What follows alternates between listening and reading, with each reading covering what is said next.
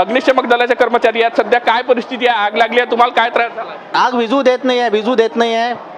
पूर्ण दगड, तलवार, चाकू जे हातात येईल ते मारून फेकत आहे. पण आग लागली होती ते विझवण्यासाठी खरं तर अग्निशमक दलाचे कर्मचारी आले होते. त्यांनाही गोटमार करून आग विझू दिली जात नाहीये. जखमी ते झालेले आहे, हे दृश्यांमध्ये आपल्याला पाहायला मिळते आहे. एकंदर ही परिस्थिती जी आहे ते अंधाराचा फायदा कुठेतरी ते लोक घेत आहेत. हो घेत आहे ते. कॉमस्कोर नुसार आता isakal.com आहे देशातील नंबर 1 ची मराठी न्यूज वेबसाईट. प्रत्येक अपडेटसाठी isakal.com ला नक्की भेट द्या. त्यांनी आग विझू द्यायला पाहिजे. शांततेत सर्वांनी शांतता ठेवावी अशी आमची इच्छा आहे. आम्ही फक्त शांततेसाठी आग कुणाला त्रास होऊ नको याकरता आम्ही इथे आलेलो आहे. तरी त्यांना आमची हेच विनंती आहे की कुठेही आग लावू नये आणि शांतता ठेवावी हीच आमची इच्छा आहे. कोणी नक्कीच पोलिसांशी सुद्धा आपण बोलण्याचा प्रयत्न करणार आहोत. ज्या पद्धतीनं इथची परिस्थिती सध्या तणावपूर्ण आहे. आग विझवण्याचा प्रयत्न झाला त्यामुळे त्यांना जखमी झालेला आहे. पोलीस अधिकारी सगळे हे बघू शकतो आपण कशा पद्धतीने या डोळ्यामध्ये अश्रुधुरामध्ये डोळ्यात दिसत नाहीये, त्रास होत आहे. हो पोलीस कर्मचारी जे आहे त्यांना आता त्रास होत आहे. पुन्हा एकदा जो आहे अंधाराचा फायदा घेत असल्यामुळे पोलीस कर्मचारी पुन्हा मागे सरकलेले आहे आणि पुढची कशा पद्धतीनं थोपवल्या जाऊ शकते आंदोलकांना यासाठी सातत्याने प्रयत्न करत आहे.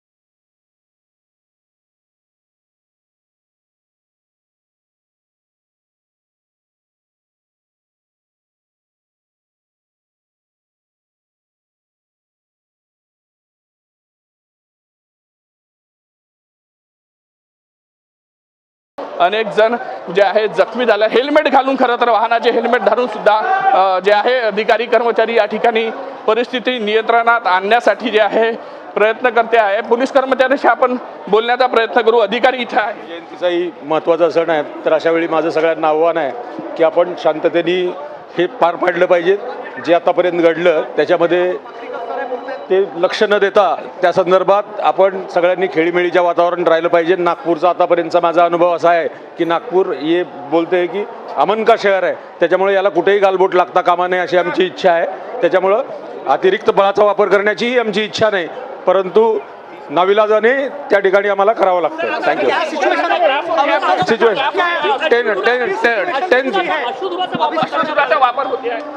अश्रुधुराचा मॉबला कमीत कमी इजा करावी त्या दृष्टिकोनातून मॉब पांगवण्यासाठी आम्ही अश्रुधुराचा वापर करतो. नाही आपण मला थोडंसं काम करू द्या, आपण नंतर नक्कीच पोलीसही आपण बघू शकतो जे आहे अश्रुधुराचा वापर करताय. कमीत कमी दोन्ही आंदोलकांना खरं तर इजा पोहोचू नये हा त्यांचा पोलिसांचा उद्देश आहे.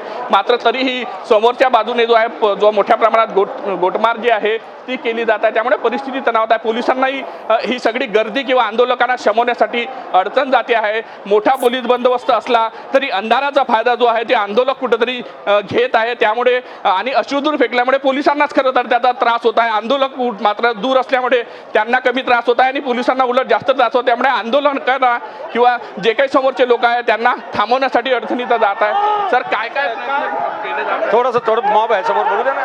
मॉब असल्यामुळे पोलीस सध्या बोलण्यास टाळत आहे. मात्र दोन्ही बाजूने शांततापूर्ण राहावी या पद्धतीची भूमिका घेऊन पोलीस जे आहे या सगळ्यांना थांबवण्यासाठी जे आहे पोलीस प्रयत्न करताना आपल्याला दृश्यांमध्ये पाहायला मिळते आहे. मात्र काही पोलीस कर्मचारी नक्कीच अगदी पराग, आणि आपण बघतोय की कशा पद्धतीनं तुम्ही हे सगळं लाईव्ह वार्तांकन करताय. महाराष्ट्राची जी जनता साम टीव्ही पाहते ही दोन दृश्य खरं तर हादरवून सोडणारी आहेत. कारण राज्याची उपराजधानी असणारं नागपूर जे आहे तिथं मात्र दोन गटात हा वाद झालेला आहे आणि अजूनही हे थेट लाईव्ह प्रक्षेपण तुम्ही पाहताय. अजूनही या दोन गटांवर नियंत्रण मिळवण्यात आलेलं नाही आणि ही थेट दृश्य जाळपोळीची, ही थेट दृश्य दगडफेकीची. या दगडफेकीमध्ये आपण बघतोय काही पोलीस अधिकारी जे आहेत ते जखमी झालेले आहेत. अद्याप या सगळ्या घटनेवर, या दगडफेकीवर नियंत्रण मिळवण्यात आलेलं नाही. पोलीस कर्मचारी यांच्यावर देखील दगडफेक झालेली आहे. काही पोलीस अधिकारी जे आहेत ते जखमी आहेत आणि हा जो जमाव जमलेला आहे, हा जो जमाव इथं दगडफेक करतोय ते अद्यापही शांत झालेले नाही. या ठिकाणी लाईट देखील गिरीश नाहीये आणि त्यामुळे ही लाईट कोणी विझवली किंवा हा सगळा भाग अंधाराचाच आहे का असा प्रश्न उपस्थित होतोय. हा कुठे कट होता का? आणि मुख्य म्हणजे धक्कादायक बाब म्हणजे गृहमंत्र्यांच्या शहरातच हे धक्कादायक चित्र आहे.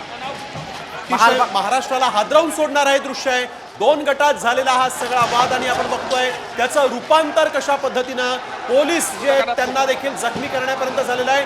जाळपोळीला सुरुवात झालेली आहे आणि मुख्य म्हणजे आग देखील विझू दिली जात नाहीये. जे दगडफेक करतायत ते अग्निशमन दलाच्या जवानांवर अगदी चाकू तलवारी घेऊन हल्ला करतायत अशा प्रतिक्रिया काही वेळापूर्वी समोर आल्या होत्या. तर अग्निशमन दलाचे जवान जे आहेत त्यांनी नेमकी काय प्रतिक्रिया दिली आहे पाहूया.